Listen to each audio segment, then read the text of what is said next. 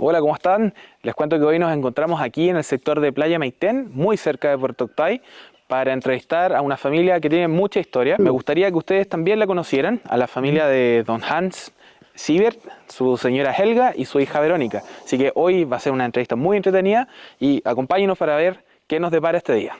Vengan por acá.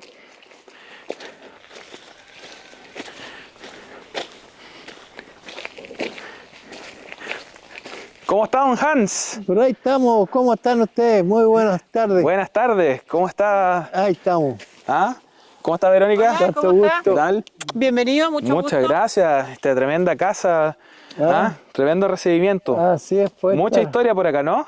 Algo, sí, Algo de historia, sí. Un par de años de historia. de historia familiar, No, ¿cierto? la casa esta la hizo el abuelo ya. ¿Cuántos años tiene la casa? Esta se inauguró el 22 de agosto del año 900. De 1900, o sea, más de 100 años de historia. Tiene más de 100 años Más la de casa 100 ya, años. pues. Qué increíble. Oye, bueno, el día de hoy vamos a hacer una pequeña sí. entrevista, así que esperamos que sea muy de su agrado y poder conversar también sobre cuál ha sido, digamos, su relevancia de la familia y también la relevancia dentro de la comuna y la región de los lagos. ¿Qué Bueno, le parece? Veremos ahí qué es lo que vamos Aquí había una bodega antigua. Ahí está el taller en el fondo. ¿Y de qué año es el taller? no sé, eso lo hizo antes del terremoto el papi. Mm. Ya, eso lo construyó. ¿Y esta bodega? Esa también la hizo mi finado papá todavía. La casa también era tejuela, le tuvimos que ponerle zinc encima para que Claro. deje de gotear. Es que llueve mucho y las tejuelas después... Claro. ¿Estas chicas estas? ¿Quién las hizo? ¿Cuál? La de los chanchos y la de la asesina. Bueno, ese es el papi. ¿Sí? Nos decían que hace un par de años nomás la señora Helga todavía hacía cecinas, embutidos. Sí. Hacíamos asesinos nosotros y La del fondo era ¿cómo se llama? ahí se ahumaba la asesina. Ah, Y acá se carnea el chancho. perfecto. Carneaban. Se carneaban. O sea, eran muy autosustentables antes. Sí, Claro.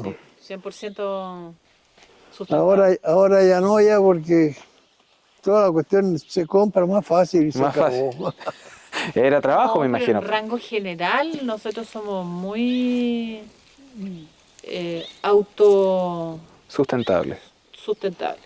Y a ver, por ejemplo, qué productos hacen ustedes que no tienen necesidad de ir a buscarlo a otro lado? Bueno, la carne, ¿Ya? la carne de vacuno, ¿De vacuno? la carne de pollo, hasta hace un tiempo atrás la carne de cerdo Ujú. y el tema de la huerta. Tienen Todo lo huerto que también. verdura todavía se cultiva aquí. Y eso tengo entendido que es una práctica que era muy común en casas grandes, ¿no? En casas Sí. patronales. Sí, El hecho de ser autosustentable, ¿cierto? sí. Por lo tanto, es una tradición que viene hace muchas generaciones atrás. Sí, todavía la mantiene mi mamá, a Dios gracias, mantiene su huerta. Su huerta. Perfecto. Y esta casa, a ver, ¿por qué creen ustedes que la tejuela fue en algún momento, como para hacer el pase, ¿cierto? A qué es lo que ocupaban los colonos en ese tiempo, digamos lo que tenían alrededor? ¿Por qué la tejuela siempre fue un instrumento que usaban ellos? La tejuela era una madera que duraba años. Mm. Y ahora ya la tejuela se pudre también, o sea, ya en el galpón, fueron en los años 60, se pusieron y se empiezan a pudrir y empieza a gotear y Claro. echa a perder todo el resto, pues. Y esta aquí, no sé, yo me acuerdo que una vez se le cambió el techo por tejuela. Mm. Yo era cabro chico. Bueno, se usaba Y mucho. se puso tejuelas nuevas a toda la casa. Se usaba mucho, en realidad la tejuela es duradera, Ya pero no. no es Pero tanto, en el fondo, las entonces, tejuelas ya de cuando se las va orillas, gastando, se da esa vuelta. no les llega el agua, no se hace nada, pues esa debe ser seguramente de los originales todavía. Claro. Y después cuando ya se echó a perder la tejuela anterior, ya tuvo que ponerle zinc encima Para que aguantara. aprovecharlo. Claro, claro. Claro, ¿cómo se llama? Antes de que se le pusiera el zinc, el segundo piso tenía latas Mm. por las goteras. Y antiguamente, por ejemplo, las casas tenían ventanas muy pequeñas y ahora, digamos, desde los 1920 en adelante, era muy común que la gente ya, cuando ya tenía acceso a más recursos, al fruto del esfuerzo, empezara a hacer de estos pasillos con mucho ventanal, ¿cierto? Esto, por ejemplo, ¿esto es una ampliación de la casa? Esta casa debe haber sido, yo no sé, yo lo conocí así como está, ¿Ya? pero parece que era corredor nomás. Ya. Y después se cerró con Con las ventanas. ventanas. Perfecto. Pero, ¿quién lo hizo eso? Mi abuelo tiene que haber sido. Bueno, chiquillos, estamos ahora ya en lo que es la entrevista. Quería darle primero las gracias por recibirnos en su casa, a la familia, ¿cierto? A ambos ustedes y a Verónica también por recibirnos. Y vamos a estar tocando varios temas. Es una entrevista que habla de todo un poco, pero sobre todo el tópico general es la colonización. Así que coménteme primero quién es Hans Siever y quién es Helga. Descríbanse ustedes, por favor. Bueno, yo soy hijo de Juan Siever Sprenger y Herna Held Pinkler. Nací el 17 de enero del año 32. No sé qué más quieres. ¿Tiene alguna profesión? No, yo cuando terminé los estudios hasta quinto año de humanidades en el Liceo de Osorno, ya no mandaron más al colegio porque no había plata para pagar la pensión. Así que ahí me mandaron donde mi tío Edwino Held a hacer práctica. Tuve año y medio donde mi tío Edwino Held haciendo de todo. Esos fueron sus primeros años. Mis primeros años en la agricultura. Y señora Helga, Ya, ¿quién es la señora Helga? No, él quería seguir. Ah, dele nomás.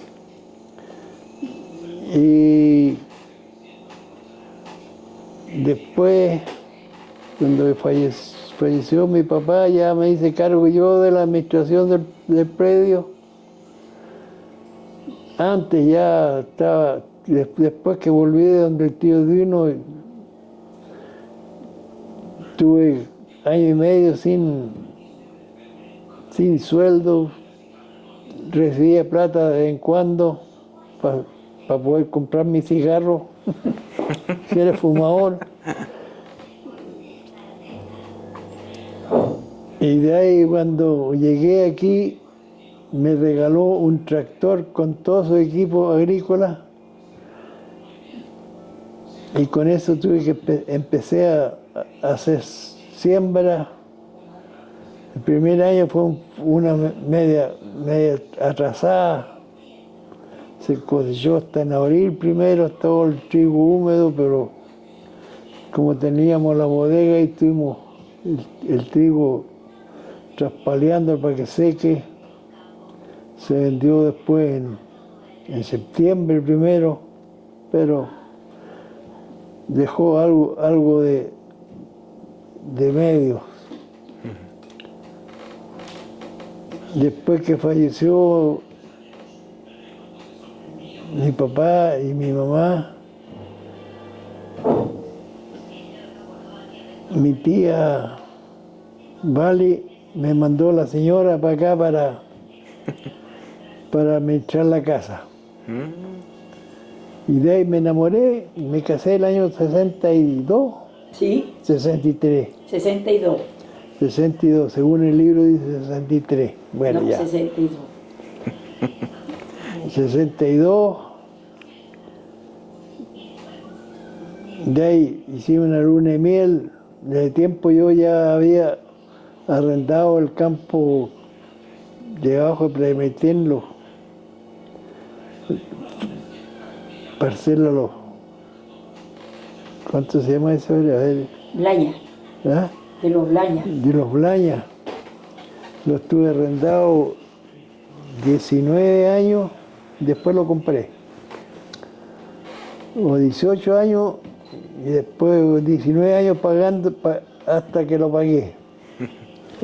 fue a largo plazo, pero ya lo tenía en venta ya cuando el tiempo, el año 73, dieron plazo, 10 años más de plazo, entonces lo pude pagar, se pagó. Y entonces ustedes se conocen y se casan en el año 62. Sí. ¿Y cómo usted, señora Helga, recuerda en ese tiempo a don Hans? ¿Era una persona que estaba 100% dedicado al campo? Cuando yo llegué aquí, ¿Sí? estaba dedicado al campo, que resulta que se murió el papá primero en el 58 y la mamá se murió en el 60. Y la hermana Marlis se casó en el 61. Entonces estaban solo ellos los dos con su hermano Arno. Y mi mamá, que había una señora que quería venir a quedarse aquí y mi mamá no quería esa señora que viniera a esta casa porque tenía algunos problemas. Entonces me mandó a mí para acá. Yo no quiero que esa señora venga a esta casa, a mi casa materna, que nosotros somos en el fondo primos. Perfecto. Porque mi papá es Enrique Töne y mi mamá es Valeria Siebert. Así que ahí yo empecé a quedar aquí y bueno. Y se fueron dando las cosas. Se fueron dando las cosas, pero después de muchos meses atrás. Y mi papá llegó un día y me dijo, bueno, Helga, me dijo, ¿y no piensas volver a tu casa? No, le dije yo, porque aquí no necesito ordeñar. Muy bien. Mire. No me dijo nada más. Entonces, el año 62 comienza esta historia. Y ahí, don Hans, usted, entonces, ¿cómo recuerda esos primeros años? También su relación con la comuna de Puerto Octay. ¿Ya existía la comuna de Puerto Octay, me imagino? ¿Cómo lo recuerda? Después de la luna de miel que anduvimos por Buenos Aires, Uruguay, Brasil. Y cuando volvimos, los amigos aquí en la zona me dijeron, tú tienes que ser candidato a regidor. Y entonces de tiempo había un ex alcalde que se había hecho dueño de Puerto Octay y todo, se formó un partido político, el Tocote, ¿cómo se llama? Todos contra Toiber. Y hasta los parientes mismos de Toiber estaban en contra y bueno, y ahí sacamos 3 concejales, de ahí se formó el municipio nuevo con Juan Hebel de alcalde y después era yo el segundo, primer regidor y don Ignacio Caller, otro socio más, los 3 que fuimos ahí. Pero ¿cómo nace el interés por la política? ¿Fueron sus amigos los que le motivaron? Sí. Para el terremoto. Perfecto. Bueno, yo fui organizador de Rotary y ahí se trabajó mucho con las escuelas y siempre está delante de todas las organizaciones.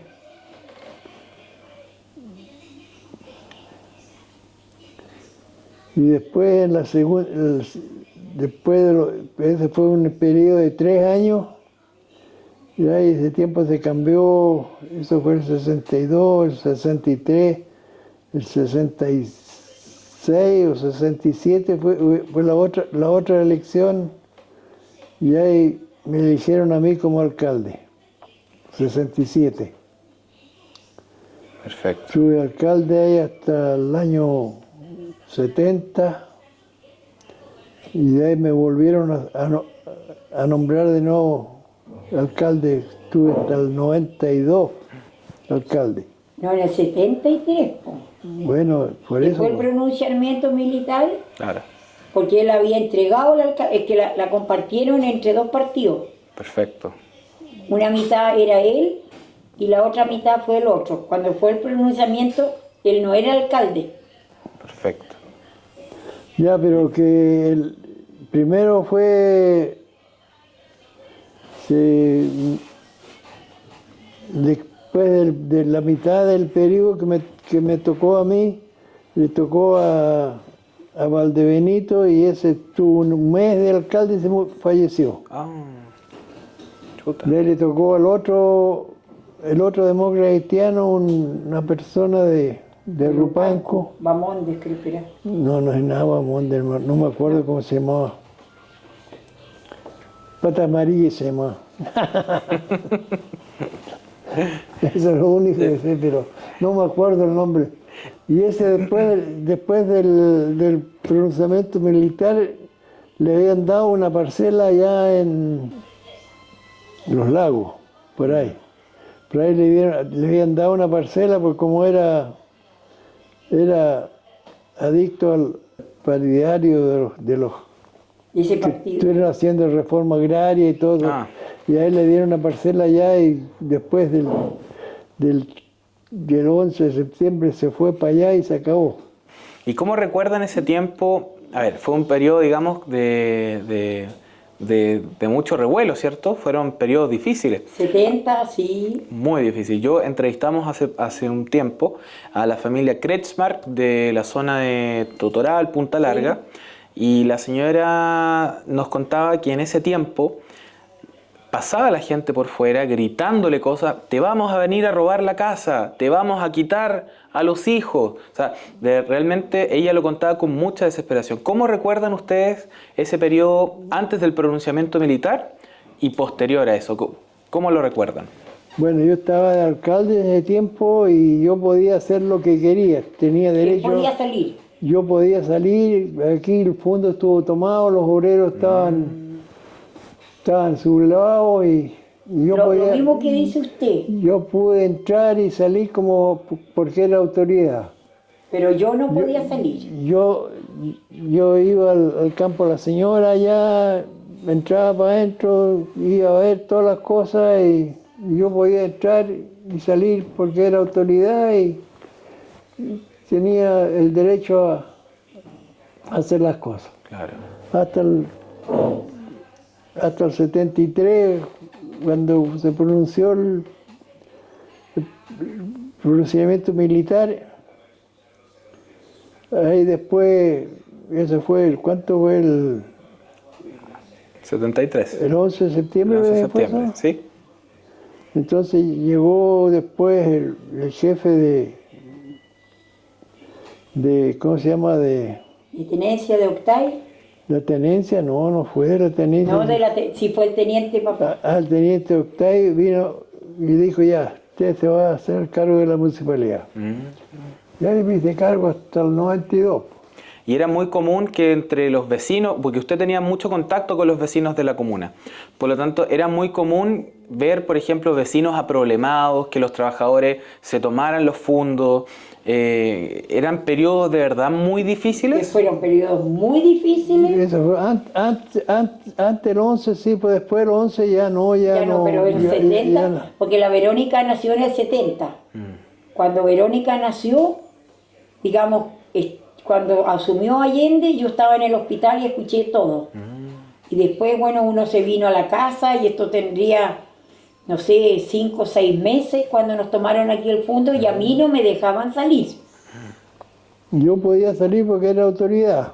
Pero yo no podía salir, yo estuve un mes. Y nos cerraron arriba con un foso y acá abajo con otro. Ahí abajo estaban la gente sin hacer nada y que esto que no. No me daban leche para la niña.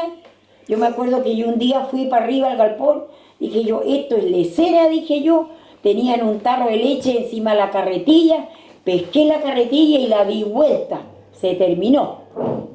Y una noche alguien a mí me golpeó la puerta, un obrero muy fiel, y me dijo: callado señora, yo le traigo leche para su hija. Fueron momentos muy difíciles Que mira, Pero Y había un obrero que estuvo, yo siempre le decía, nos iba a echar a todos al lago, nos iba a romper la guata y nos iba a echar a todos al lago. Entonces cuando yo carneaba chancho, yo le decía, ven, ayúdame. No tenías tanta fuerza y nos iba a echar a todos al lago. Y ahora, ayúdanos más aquí, le decía yo. Que no podía haber sangre. Claro, le dije yo. Pero lo tuvimos hasta el final, sin rencor, sin nada. Se jubiló y Hans le compró casa en Octay, le ayudó y se fue, feliz y contento. y cuando entonces llega el teniente, ¿cierto?, a decirle, usted se hace cargo de la municipalidad. Y usted, ya teniendo experiencia política, ¿qué desafíos se encuentra posterior al pronunciamiento militar? ¿Cómo estaba la comuna de Puerto Octay? ¿Qué desafíos tenía? bueno, yo vi, digamos, que la gente, digamos, los empresarios, todos los agricultores, esos venían a ofrecerse para ver qué es lo que podían hacer. Uno puede decirle, vamos a pintar las piedras del camino para que... Entonces, nos trae la pintura, nosotros lo hacemos. Muy bien. Bueno, ya, pero eso fueron... Y entonces, como había hartos fondos que fueron expropiados, entonces la política del gobierno de ese tiempo era que había que hacer lo que produzcan de buena forma. Entonces yo le nombraba un agricultor para que cada asentamiento tenga un patrón Claro, sobre ellos ahí. claro. Y eso, puta, después me sobraron ayudantes, pero no había tanto. Y eso fue lo que se hizo y Aquí en la comuna hubieron muchos puntos tomados, muchos. claro, Incluso arriba don Oscar Guedique fue tanto que se fue a la Argentina. Mire. Y por ejemplo, entonces, podríamos decir que usted en ese tiempo juntaba, digamos, el bando público o la esfera pública con la esfera privada, que también está muy dispuesta claro, a hacer avances por la comuna. Estaban todos dispuestos a ayudar. Entonces me preguntaban qué podemos hacer, en qué. Bueno, ya después no me acuerdo cómo sería esa cuestión ahí, pero con la parte agrícola le ponía una administradora a cada Fondo. a cada toma, a cada claro. campo expropiado. Y funcionó bien todo eso, hasta que después salió la ley de la devolución de los campos. A nosotros ya, antes que los Cibers habíamos comprado un campo allá en Paullín, un campo de 400 hectáreas ahí, que lo vendió el dueño porque tenía miedo que se los expropian. Nosotros estuvimos trabajando 2 o 3 años, no me acuerdo, alcanzamos a pagar. Cuando llegó el golpe, ¡pum!, lo expropiaron. Se lo tomaron. Se lo tomaron y lo expropiaron. Los mismos obreros que yo había puesto allá se llevaron el campo. Y ese después nos devolvieron 120 hectáreas, 130 hectáreas, devolvieron ahí, el resto fue una parcela, todos de los que recibieron parcelas ahí, no queda ninguno, todos vendieron su parcela. Y Es que el problema es que si no tenían medios, ¿qué iban a hacer? Claro. Y hay una cosa que me parece interesante, cuando estuvimos entrevistando a Martina, me contaba también que don Emilio también estuvo muy activo en su rol político, siendo regidor, ¿cierto? También fue alcalde del sector de Purranque, ¿cierto? Claro. Él propulsó también la creación de la provincia de Osorno, la comuna de Purranque. Entonces, al parecer hay una veta política que corre por sus venas, al parecer como la dedicación al servicio público, Al servicio ¿cierto? público. A lo mejor no más. Porque don Emilio ese Sí, porque tiempo nosotros- fue a Santiago, lo que Claro. escuché a las, cuando iba a pasar en la carretera o el tren. Al tren. Fue en El tren, tren, sí. para que Iba a pasara pasar- por Purranque. Iba a pasar aquí en Octay, por Octay, el proyecto era pasarlo por Octay. Pero el problema fue que don Emilio dijo no allá, porque acá había muchas quebradas y muchas obras grandes para hacerlo, el tren por acá. Y don Emilio lo consiguió llevarlo para allá por Purranque, aunque allá también había una parte alta de Corte Alto, entre Corte Alto y no sé cuál, Frutillar en todo caso, pero parece que había otra estación al medio ahí. Había un Casma de haber sido. Casma, eso. Ahí había una parte que era más quebrado que el resto era todo plano. Claro. Pero lo hicieron allá. Y Octay se quedó sin ferrocarril. Y después cuando querían hacer la ruta 5, también la iban a pasar acá, pero también era muy quebrado. También lo pasaron por allá y se acabó. Que Octay quedó afuera. Entonces Octay tuvo sus tiempos, el tiempo de todavía cuando nuestro alcalde Juan Hebel,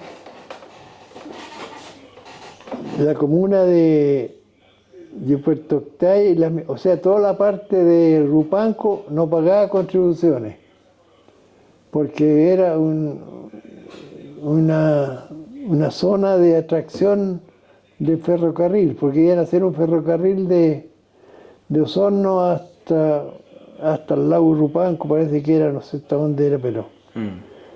Entonces, toda esa zona no pagaba contribuciones por eso. Y ahí después, tiempo Juan Ebel lo consiguió que empiezan a pagar contribuciones porque era la mitad de la comuna que no pagaba nada. Po. Claro.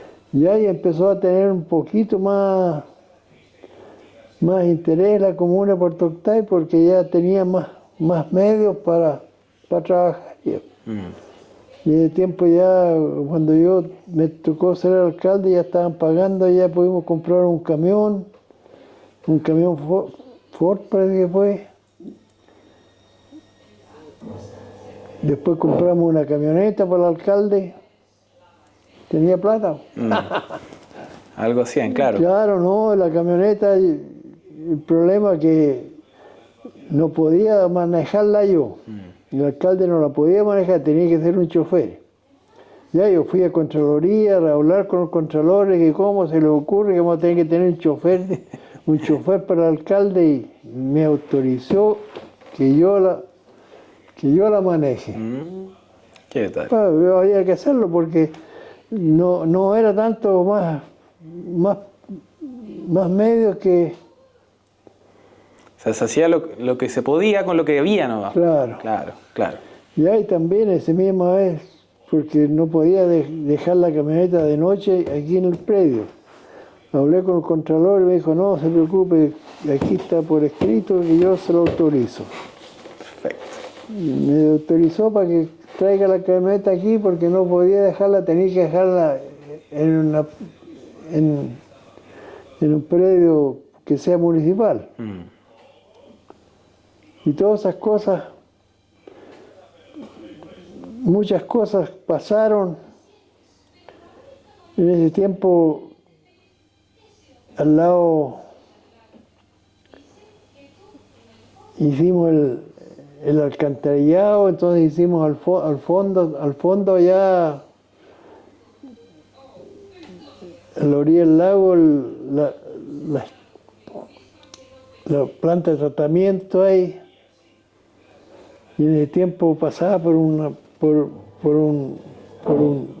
una franja y fui a Santiago ese tiempo a pedir autorización para pasar a ellos de propiedad, porque otro se había hecho pero sin autorización. Claro.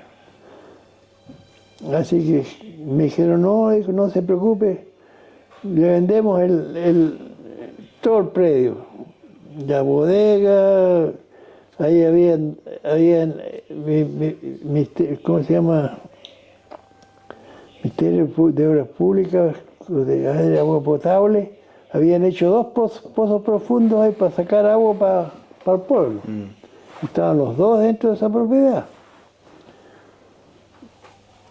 Entonces me lo ofrecieron en $1 millón de pesos en ese tiempo.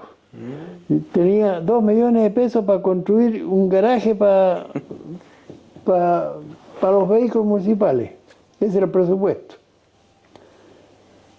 Y entonces yo propuse al Consejo Municipal y uno se opuso. ¿Cómo va a estar comprando tantas cosas que aquí, que allá, que se compran, tienen plata y no autorizó para comprarlo?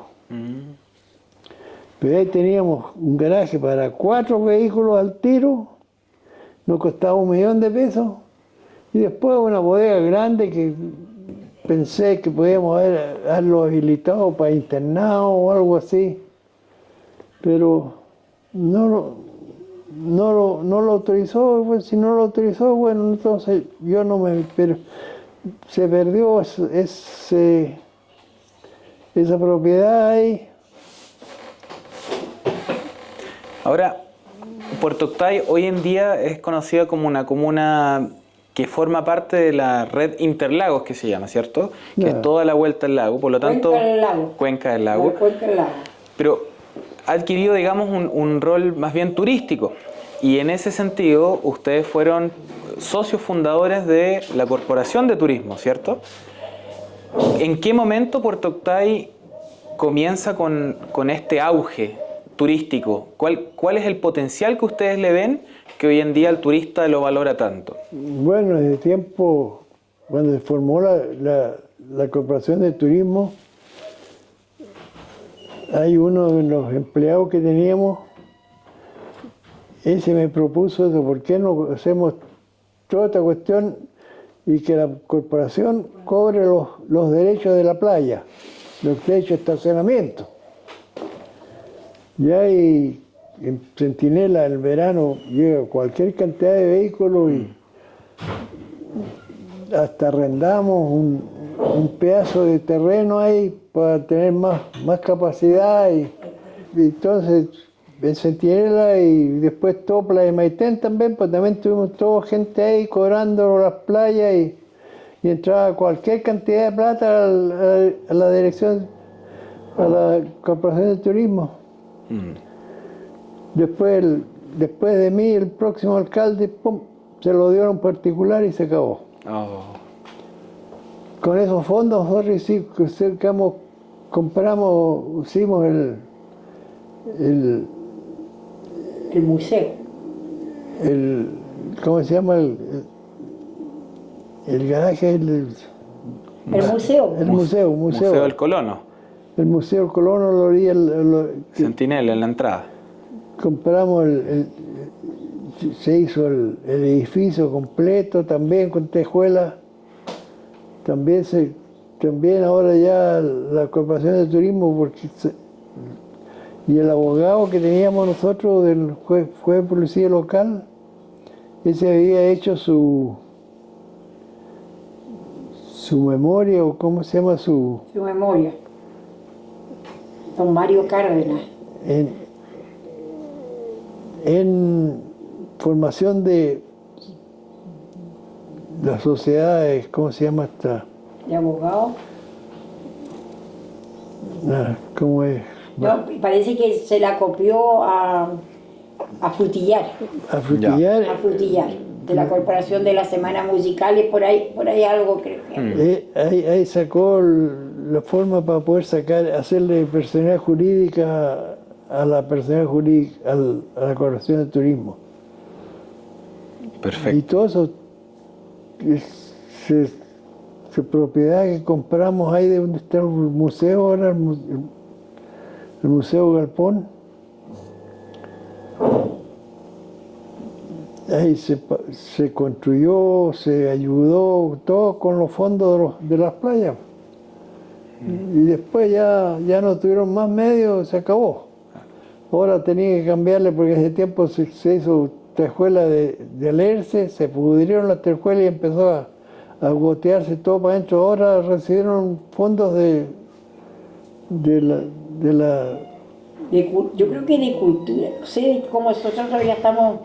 Retirados del... Yo- Claro. Automáticamente yo entregué y ya no... Ahora hay algo bien interesante en ese museo. Nosotros tuvimos la oportunidad en su tiempo de ir con Katia y con Francisco, creo que se llama el chico que hace los tours. Y es un museo, hay dos museos aquí, Casa Niklichek, ¿cierto? Y el Museo El Colono. Y son dos temáticas distintas porque el Colono, por lo que vimos ese día, tiene máquinas mayoritariamente agrícolas, ¿cierto? Claro. Mucha maquinaria. Lo interesante, además de cómo se consiguieron los fondos o cómo se reunió el dinero para construir ese galpón, es comprar la tierra. primero comprar la tierra. O sea, era mucho trabajo, digamos, juntar primero el dinero. No, la tierra para comprarla, porque digamos, nosotros queremos comprar esa parte porque ahí teníamos nosotros la planta de tratamiento al lado abajo, queríamos comprar todo ese pedazo de terreno ahí. Entonces, porque hicimos la planta de tratamiento de abajo sin propiedad. Entonces queríamos comprarlo entero. Entonces don Kurt Conrad llegó y dijo, pucha, ¿y qué va a hacer con eso ahí? Esto es una cuestión turística, pero aquí están 600 lucas y puso él lo pagó. Mira. Y compró a nombre de la municipalidad. Porque él era un arquitecto que estuvo en España y en las usted islas. a lo mejor ha escuchado de él, del señor Kurt Conrad. Sí, la señora Katia nos comentó de él. Claro. Ah. Él cuando salió Frey se fue de Chile.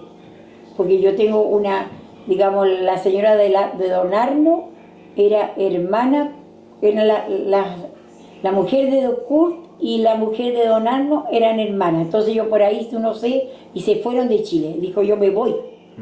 Yo me voy. Y se fue a la isla Canaria.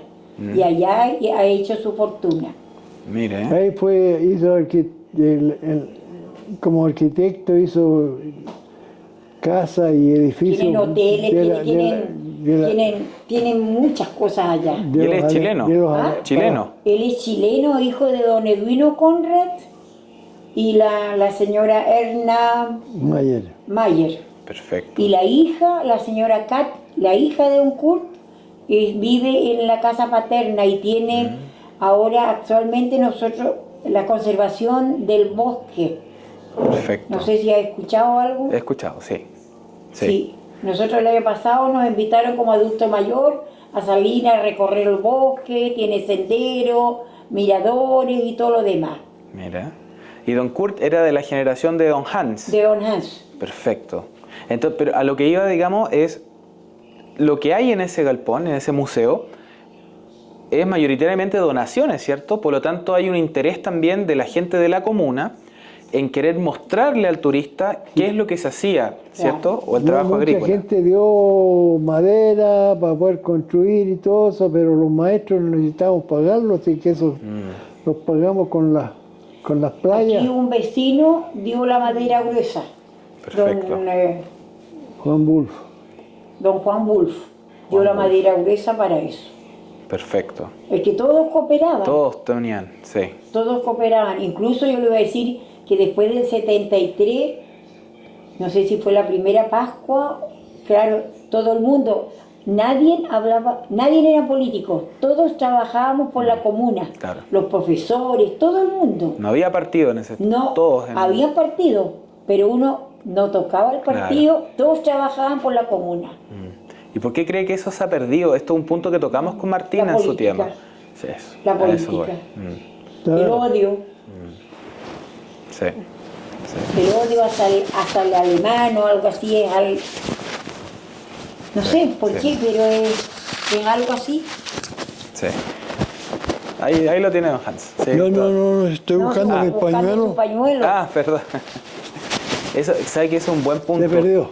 Nosotros hablamos con Martín en ese tiempo, porque uno de los motivos que nos motiva, valga la redundancia, a hacer este tipo de entrevistas es porque creemos que hay un prejuicio respecto a los descendientes, ¿cierto? Ay, que estos alemanes, que Claro. estos nazis, creen que todos son nazis, creen que todos son usurpadores de terreno. Entonces hay mucho prejuicio respecto a eso. Entonces,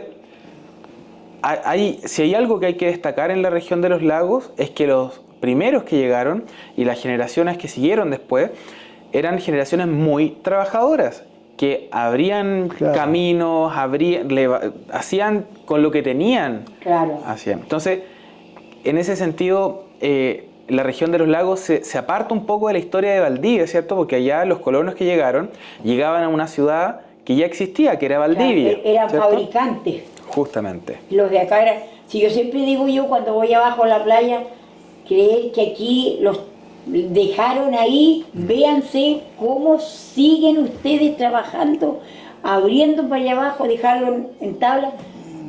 Sí. Según me contó mi papá también, que cuando llegaron los primeros colonos, los primeros cibers, llegaron aquí abajo Playa Maitén. Y ahí estuvieron como 6 meses viviendo bajo la esquila. Sí. Y que además que fue un año muy lluvioso también. No tengo idea, pero eso llegaron en febrero. Mire. En febrero llegaron. No, en eso. noviembre. El 18 de noviembre es el aniversario siempre. Sí. Yanquihue lo celebra todavía siempre. Sí. ¿Y aquí la comuna lo celebra? No, un año tuvimos aquí los 100 y tantos, sí, se celebró en grande. Los 150 se celebraron aquí, po. 150 años. Esto es la escuela alemana. No, pero- lo hicimos, fue realmente muy bonito, se hizo un monumento ahí en la iglesia, porque esa iglesia es una de las primeras iglesias Antigua. alrededor del lago. Claro, claro. Pero fue realmente una organización muy grande. ¿Y eso ustedes creen que se ha perdido también, el interés de la comuna en seguir rescatando la tradición germana? Sí, seguramente. Sí, es que pues. muchos de los, ya pocos quedan. Si uno empieza a ver, ahí no tenemos vecinos, ya llegaron otra gente santiaguina. Sí, pues aquí el vecino al lado, ese fue, bueno, el que llegó a ese tiempo de los Hoffman, ese era el constructor. Todas las casas que se construyeron aquí en la zona son todas del mismo tipo. ¿Las construyó una misma persona? Claro, en la misma zona, en la casa bajo los Hoffman, los Schmidt, digamos, Todas tienen un pasillo ancho. un mira. pasillo ancho, las casas para el lado de acá. Bueno, después ya se le agregó esto, pero Y se le agregó la galería también. esa parte de allá, esas son todas las casas igual, la Hoffman, la de nosotros, los Schmidt, los Wolf, Los Wolf. los Apple. La del Apple es distinto. También es más o menos parecida, más chica nomás. Claro, más sencilla. La de los Apple es más sencilla. Y todas las casas fueron así porque fue el constructor era Hoffman, que él las hacía. Mire. Aquí tiene que haber sido al bisabuelo, no al abuelo, porque el abuelo ya la inauguró ya, pues. Sí. Ahora, hay otra cosa interesante que hemos visto en su casa y en el campo, digamos, es que Verónica sigue estando también activa. Las generaciones actuales, la mayoría migran de los campos. Ya lamentablemente no tienen interés o hay muy poco interés de seguir lo que fundaron sus bisabuelos, sus abuelos o las generaciones pasadas. Entonces, ¿por qué creen que las generaciones de hoy en día buscan emigrar, salir a estudiar a otros lados? Bueno, la mayor parte salió a estudiar la hija fue a Santiago a estudiar, primero iba a estudiar contabilidad. Contador auditor. Ya, después contabilidad, ¿cómo se llama? Contador auditor. Y después de eso siguió estudiando hasta ingeniero comercial. Bueno, después tenía como ingeniero comercial, y estuvo primero se empleó en la compañía de teléfono en Valdivia. ¿Así fue? Sí, sí. No, primero ella fue... postuló a la compañía de teléfono. Y después de la compañía de teléfono residió en Valdivia. Entonces el Abot, ¿cómo que se llama? Uno de la compañía le dijo, yo te voy a mandar a Puerto Montt, pero tú no le vas a decir a nadie a qué te voy a mandar. Es que resulta que en Puerto Montt había muchas personas que no pagaban teléfono. Y esa fue su misión en Puerto Montt. Y de ahí, como ella estudió en la Gabriela Mistral, la señora Alicia, no sé si ha escuchado usted. No, de ella no. La mamá de una periodista famosa, la Mel. No, ya no he escuchado. Sí, digamos, muy preparada. Juntó a todos los alumnos que estaban en el sur, en Puerto Vara, a una reunión. Y de ahí se construyó la Gabriela Mistral en Puerto Montt. Y de ahí ella le ofreció el puesto en la Gabriela Mistral, la Verónica. Y de ahí que residió en Puerto Vara después. Y después, bueno, la Gabriela Mistral ya se terminó. Sí. Entonces ella se independizó y tuvo ahí un puesto de gourmet en el Gran Hotel arriba. Sí. Y después conoció a su socia y de ahí, bueno, ya. Y ahora ella trabajaba en Ensenada y viajaba todos los días. Ella dijo, yo quiero estar con ustedes porque quiero aprovechar a mis padres. Entonces ella veía aquí algunas cosas y se iba por el día, todos los días viajaba a Puerto Vara. Hasta que ya el año pasado de octubre se quedó, el Hans ya se enfermó mucho más y ha sido yo le digo, ella dice, mi mamá es la más contenta. Sí, le digo yo, porque están aquí involucrados. Nosotros tenemos, ¿cuántos años nos quedarán? Entonces, para que sepan todo el rodaje y toda la cosa. Sí. No llegar y decir, se fueron los viejos y así como le tocó al jefe. Exacto, exacto. Muy importante el rol que cumple ahí Verónica. Sí.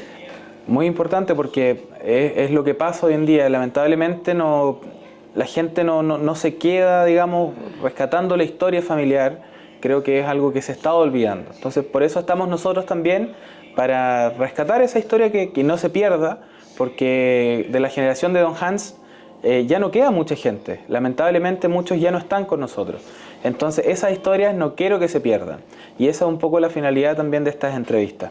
Poder recordar los inicios, ¿cierto? De cuando, como usted decía, cuando en ese tiempo, entre comillas, no había partido político. Todos sumaban, todos iban por un mismo objetivo. Todos remaban por el mismo lado. Todos remaban por un mismo lado, justamente. Entonces, ahí es el rol, digamos, que cumplieron estas generaciones, o la generación de don Emilio Helt, por ejemplo, que también fueron muy importantes para la comuna.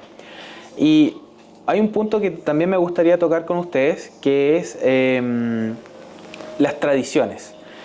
Afuera nosotros hablábamos, y Verónica nos contaba un poco también, que muchas de las cosas que ustedes hacían en familia las hacían aquí mismo. Por ejemplo, ustedes sacaban la carne de vacuno, la carne de cerdo, el pollo. O sea, eran una familia completamente autosustentable. Y esta es una de las tradiciones que muchas de las casas de origen germánico mantienen, incluso hasta el día de hoy. ¿Qué otras tradiciones creen ustedes que rescatan de sus ancestros que hasta el día de hoy se mantienen? Bueno, para empezar, la Pascua, yo la celebramos como yo la celebraba en mi casa, con de mis padres. Después, Pascua de Resurrección, nosotros, digamos, yo junto los huevitos Mayane los pinta, los rellenamos, somos adultos todos, y Juan Enrique los esconde en el jardín, y salimos todos con nuestros canastos antes del domingo del almuerzo a buscar los huevos. Y después se saca una foto en conjunto. Generalmente ahora ya, digamos, hermanas mías ya han fallecido. Era más una Pascua familiar. Antes siempre nos juntábamos el 25, todos los hermanos míos nos juntábamos aquí. Yo le digo, si está la casa paterna, aprovechémosla, vengan. ¿Ves? Entonces, y a mí me gusta la visita, que lleguen, que me visiten y todo lo demás. ¿Ves? Bueno. Nunca se corre para trabajar. ¿No es cierto? No, pues. No, pero digamos, resulta que tenemos la casa abajo que compramos, la parcela que compramos allá abajo, que era de los... Brian, No era de los Blañas, esa fue de los... Clagues. No. ¿De quién fue eso? A ver, su allá.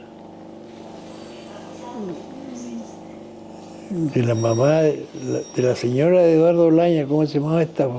Radas, Rats. de los Radas. La Rats fue esa parcela ahí. Y ahí hay un cementerio de los Rats ahí, pues. No de los Rats, de los, ¿cómo se llama? De los Elbanger hay un cementerio. De Elbanger era esa parcela. Y ahí está el cementerio, ahora está un mural nomás. Antes había uno de los, ¿cómo se llama?, descendientes de esa familia que mandaba a mi obrero a limpiar el cementerio. Ahora ya no hay nadie, no sé, yo no, como ya no puedo ni caminar, no puedo ni ir a verlo ya, porque ¿cómo estará eso? Se perdió el cementerio. Pero también Ahí había el cementerio de los Elman, de los Rats, arriba de los Aigles también tenía su cementerio. Ahí todavía me acuerdo yo que estuvimos una vez a un cementerio a sepultar a uno de los viejitos. Y después, ahora no sé cómo estará eso. Hay otro cementerio más para allá arriba, que ahí estaban la gente de Cascada que tenía el cementerio. Antes pasaba el camino enfrente, ahora ya... De los Rosenberg, la Magali de los Rosenberg o algo así. Sí, porque ya no sé si alguien va alguna vez a ese cementerio. Tengo idea. bueno, hay muchos libros de don Emilio que Hay un libro de los cementerios. de los cementerios, justamente. Claro. Sí, donde salían cementerio por cementerio, sector Sí. por sector. Sí, muchos de ellos también están por ahí. Ahí está.